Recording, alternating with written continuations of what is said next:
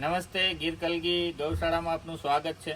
આજે આપણે નવા વિષય સાથે વાત કરવાના છીએ, જેને આપણે ખાણ અથવા તો પૂરક પોષણ કે સપ્લિમેન્ટરી ન્યુટ્રિશનની વાત કરીએ તો એની અંદર જેટલા તત્વો કુદરતી હોય એ મહત્ત્વનું છે, ઉત્પાદન માટે પણ મહત્ત્વનું છે અને ગાય છે એના માટે પણ મહત્ત્વનું છે। તો એવા જ એક ન્યુટ્રિશનની વાત કરીએ, જે ન્યુટ્રિશન ઉપર લગભગ 4 મહિનાથી હું વિવિધ બાબતો તપાસી રહ્યો છું। એની અસરો કેવી છે, ઉત્પાદન કેવું છે, ઉત્પાદન લેવા માટે કઈ કઈ બાબતો જોઈએ એ બધું જોઉં છું। અને ઘણા મિત્રો પણ વાત કરતા હોય છે, ચર્ચા થતી હોય છે અજોલા। આમ તો ગૂગલ ઉપર આપણે નાખશું અજોલા એટલે માહિતી આવશે, પણ આ જે માહિતી છે એ પ્રેક્ટિકલ છે કે જે મેં પોતે મેળવેલી છે અને જે માહિતી આપેલી છે એ માહિતીને એપ્લાય કરેલી છે। એટલે વાત કરશું અજોલાની। જેમ શેવાળ એક અંગી વનસ્પતિ છે એમ અજોલા એ દ્વિઅંગી છે।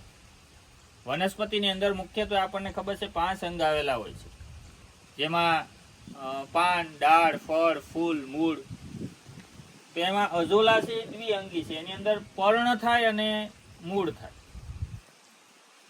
તો આજે આપણે એની વાત કરીએ અને હું 4 મહિનાથી આના ઉપર જેમ વાત કરી એમ 4 મહિનાથી હું વિવિધ અસરો તપાસી રહ્યો છું। તો સૌથી પહેલાં તો આપણે એના ન્યુટ્રિશનની વાત કરીએ તો અજોલાની જે ન્યુટ્રિશન વેલ્યુ છે એ પ્રોટીનથી એક તો ભરપૂર હોય,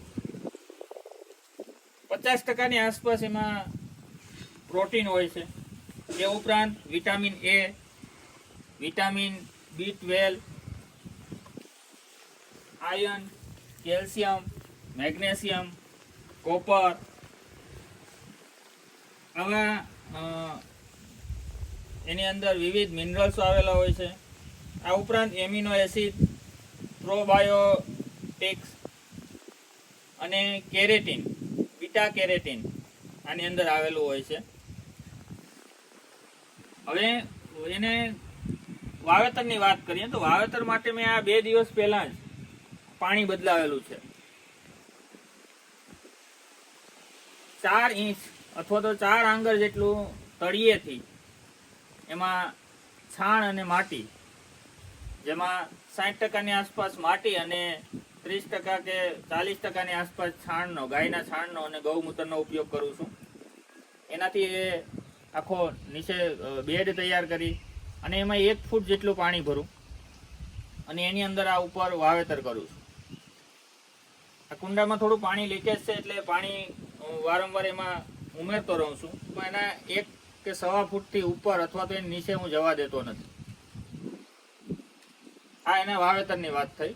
અને પ્લાસ્ટિકની અંદર છે એ એટલું એનું ઉત્પાદન લઈ શકાતું નથી, કેમ કે ઉનાળા દરમિયાન પ્લાસ્ટિક છે ગરમ થતું હોય છે અને એને લીધે પાણી ગરમ થાય છે। જ્યારે પાણી ગરમ થાય છે ત્યારે એને ગરમીની અસર થાય છે।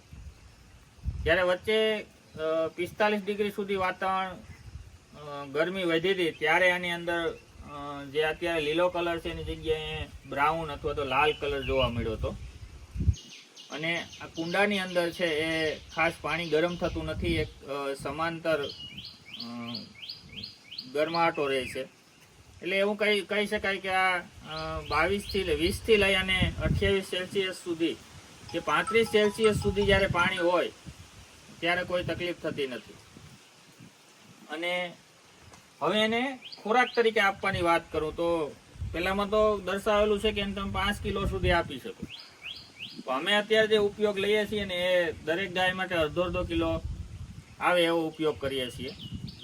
હું સૌથી પહેલાં આને બહાર કાઢી લઉં છું, 2 પાણીથી સાફ કરું છું અને પછી ડાયરેક્ટ આપી શકાય ગાય ખાય તો, પણ અમારી ગાયો એ ખાતી નથી એટલા માટે હું એને બહાર કાઢી 2 પાણી ચોખ્ખા પાણીથી સાફ કરી એમાં ગોળનું પાણી અને લોટ ઉમેરું છું અને ફરી ગાયોને દઉં છું તો ગાયો ખોરાક લે છે।